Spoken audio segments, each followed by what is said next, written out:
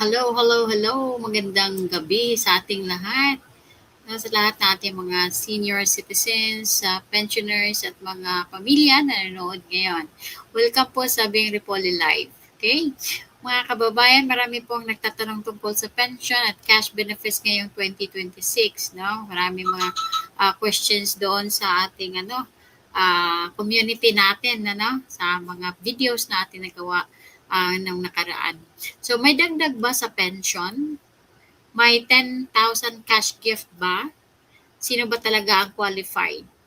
At higit sa lahat, automatic ba itong matatanggap ng lahat ng senior citizens? Yan po ang lilinawin natin ngayong gabi. Okay? Kaya bago tayo magsimula, paki-like at share po ang live natin para makarating din ang informasyon sa iba nating senior citizens at pensioners. No? Alright? And then, comment po kayo ngayon, senior kung senior citizens kayo at pensioner kung pensioner kayo. Na, at sabihin ninyo kung saan kayo nanonood, Luzon, Visayas, Mindanao at kahit abroad. Alright? Okay, so unahin natin ang ating mga SSS pensioners. So may magandang balita po tayo dahil may official na 2026 pension increase. Okay, so hindi naman to bago, napag-usapan natin to before. Okay, so linawin lang din natin at lalo dun sa mga hindi pa nakapanood, di antabay sa ating live nakaraan. Na?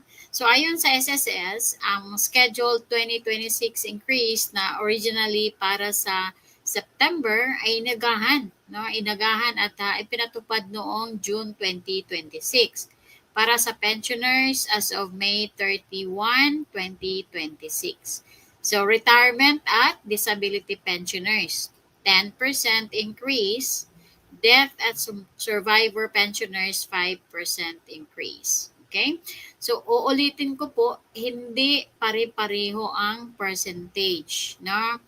So, retirement pensioners, 10%, disability pensioners, 10%, death and survivor pensioners, 5%.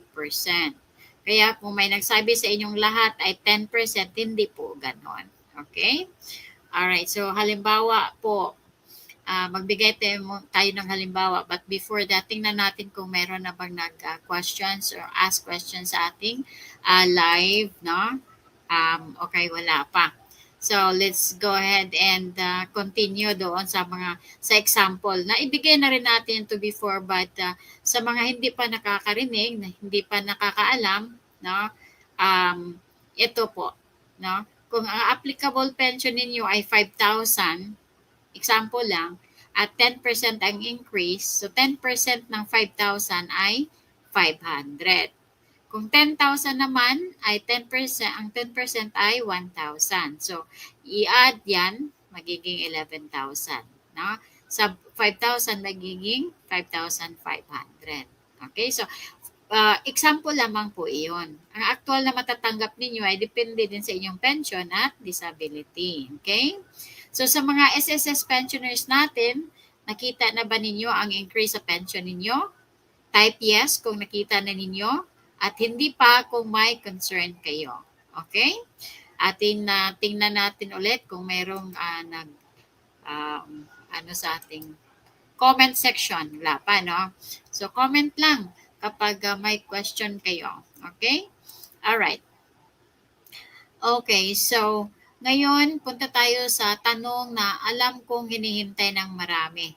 May 10,000 cash benefits ba para sa senior citizens? Ang sagot ay oo. Tagal nang pinag-usapan yan. May 10,000 cash gift. But hindi ito para sa lahat ng mga senior citizens. Okay? Sorry. Okay. So under the Expanded Centenarians Act, Filipino seniors who reach the milestone halimbawa, nag-80, 85, 90, 95, no, makaka-receive kayo ng 10,000. Okay? And tawag dito, sinabi ko na to sa mga previous videos ko na pag nag-80 years old ka, 6 months before, pwede na nga mag-apply no? 6 months before you're 80 years old or 85 years old or 90 years old, 95 years old. Okay? So, pwede yan. Para sigurado talaga na matatanggap mo yung 10,000. And then thereafter, no, after 5 years ulit, meron ulit na 10,000. Diba? 80, pag 85 ka na, another 10,000 ulit. 90, pag 90 years old ka na, so another 10,000 ulit. Okay? Alright. So, kaya mga kababayan, tandaan natin, ang age 80, 10,000, age 85, 10,000, 90, 10,000, 95, 10,000. Okay. At kapag umabot ng 100 years old, 100,000.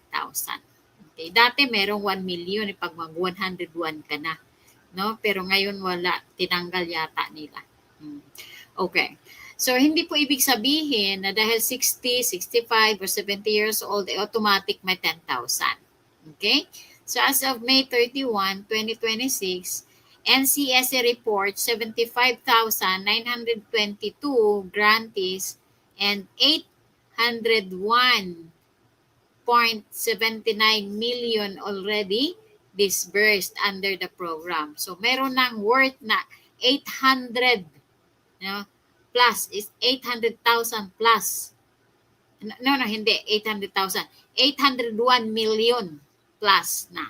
No, ang na-disburse. Dami nang nakaka-receive niyan. Okay? So, paano mag-apply? Okay. Bago natin pag-usapan ng paano mag-apply, tingnan natin kung merong nag-question na dito. Wala pa rin. Okay. Alright. So, paano nga mag-apply? Kung qualified kayo o mayroon kayong magulang o lolo at lola na qualified, ano ang gagawin? NCSC list an application form, proof such as PSA birth certificate or national ID, and a full body photo among the requirements. So yung mga requirements, ano yan? Application form, proof such as PSA birth certificate, national ID, birth certificate or national ID, full body picture, para sa yan ang mga sa requirements. So, applications can be submitted through OSCA. Okay? Remember, pwede ka mag-submit sa OSCA or sa Local Social Welfare and Development Office, which handles initial assessment and endorsement to NCSE Regional Office. So, hindi ka na makapunta or wala kayong DSWD na malapit sa inyo, OSCA. Sa OSCA. O kaya sa local social welfare sa inyong City Hall. Meron yan. Para sila yung mag-endorse yan sa NCSC Regional Office. Okay? So, malinaw yan At importanteng paalala, libre ang form kasi maraming magtatanong, or bakit nagbabayad kami ng nagbabayad daw sila ng form. Hindi, walang bayad yan. Libre yan, Scam yan. Iwas tayo dyan. Okay? So, ayon sa NCSC, bawal ang solicitation, paniningil, o pagkakaltas mula sa cash gift. Kaya mag-ingat po tayo sa mga scammers. Okay? Mga senior citizens dyan, mga kapamilya ng mga senior citizens. Alright? So, tandaan po yan. Walang babayaran. Okay. Sa NCSC specifically says the 10,000 and 100,000 cash gift should be received in full by qualified grantees. Kailangan buo yung 10,000 mo Baka mamaya sasabihin may binabayaran, kinakaltasan ng 2,000, maging 8,000 lang. Hindi. Dapat yung 10,000 mo buo yan. Or 100 years old ka, 100,000 cash gift mo, buo yan. Okay, tandaan yan. Okay? Official NCSC Expanded Centenarians Guide yan. Okay. So, kung may nanonood ba sa atin ngayon na 80, 85, 90, 95 years old, o may parents or grandparents kayong nasa milestones na ages na to. Halimbawa, dyan sa kapamilya dyan, nanonood, nakikinig, kung meron kayong mga kakilala kaya, kamag-anak, o lolo-lola ninyo na 80 years old na, 85, 90, 95, sabihan ninyo para makatanggap din sila ng cash gift na yan. Okay? At comment nyo sa cash gift para makita natin meron. Okay? Next, dito naman tayo sa update number 3 ng DSWD Social Pension. But before that, tingnan natin kung meron ulit na nagtatanong. So, wala. Wala pang nagtatanong. Okay. So, again, balik tayo sa DSWD Social Pension. Alright. So, ngayon naman, pag-usapan natin ang ating indigent senior citizens. Okay, so ito naman ay ibang programa. Huwag nating ihalo sa SS Pension at Expanded Centenarians Cash Gift. No, iba to. The DSWD Social Pension provides qualified indigent senior citizens 1,000 per month. Generally paid quarterly, meaning 3,000 for 3 months. Okay? So, social pension ng DSWDM. Pero importanteng malaman, hindi automatic na lahat ng 60 years old pataas ay makakakuha nito. Para ito sa qualified indigent senior citizens. Baka mamaya, nag-apply ka, tapos sabihin mo, okay, sabi ni Bing, ano daw, meron ng 1,000, wala naman, napunta kami doon. Na, wag ganon. Magtanong muna tayo para hindi masayang nga itong oras natin pupunta tayo doon. Hindi natin sigurado. Okay? So magtanong muna tayo sa ating mga first contact point. Ano yan? Mga barangays natin. Okay? So sa DSWD, describes beneficiaries as indigent Filipinos age 60 pataas, no? Who meet program criteria, no? Na naka-meet na siya sa mga requirements. Halimbawa, pag sinabing indigent, no? Walang trabaho, walang pinagkakitaan, walang pamilya na nagsusupport. Okay? So, meron ka ring indigent na certificate galing sa barangay. Okay? Including lack of regular income or pension, financial support. No, walang support. The agency's 2026 budget also allows it to accommodate around 171,000 additional wait-listed indigent senior citizens. Okay? So, meron silang nakalaan na budget dyan. Okay? With the oldest population prioritized for new beneficiaries. All right. Now, the program is actively paying beneficiaries. So, as of June 9 this year, noong June, DSWD said more than 3.4 million beneficiaries had been served for the first quarter 2026 stipend. Okay, while second quarter payouts were underway. Okay, so ano ibig sabihin dyan? Sa mga hindi nakaintindi sa mga sinasabi ko.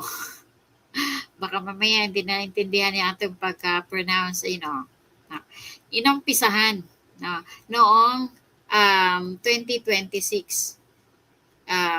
June 9, no? June 9 inumpisahan tong program paying beneficiaries.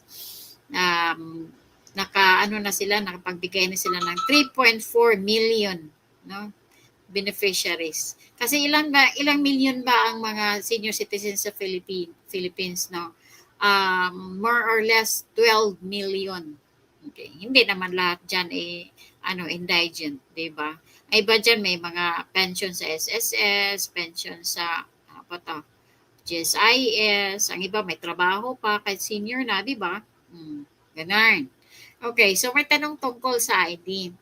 Okay, may nagtatanong din kung kailangan ba talaga ang national ID para makuha ang social pension. Okay. Ang DSWD clarified in 2026 that beneficiaries can still claim, no? Pwedeng ma-claim kahit walang PhilSys ID, national ID.